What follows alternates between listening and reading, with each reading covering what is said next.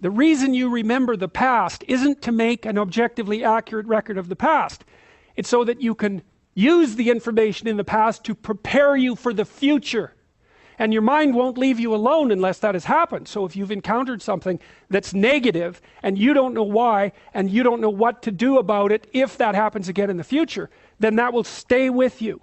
And I think one of the things it does too is it increases your overall physiological load. Because if everything that you've done has resulted in catastrophe, then you're somewhere insanely dangerous, and you should be like a prey animal that's ready to dart in any direction.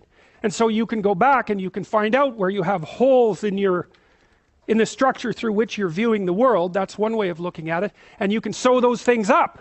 And that's in some sense, that's what you're doing in psychotherapy. You know, partly it's exposure to things you're afraid of and disgusted by and are likely to avoid. That's a huge chunk of it.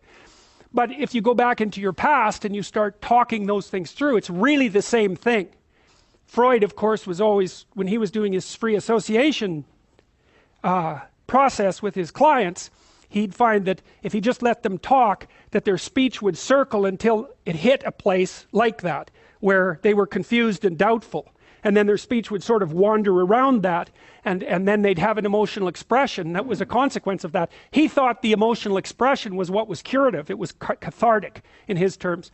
But later, James Pennebaker, he found that if you brought college students to the lab and you had them write for 15 minutes 3 times over 3 days about the worst thing that had ever happened to them, or the worst thing they ever did, if I remember correctly, they got worse in the short term but better in the long run. For example, they went and visited the doctor less, and markers of their physical health improved because they basically calmed down.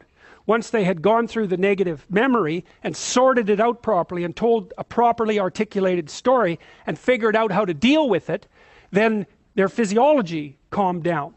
And so then they weren't as stressed, they weren't producing as much cortisol, and so cortisol suppresses your immune function, and so they were more likely to stay healthy.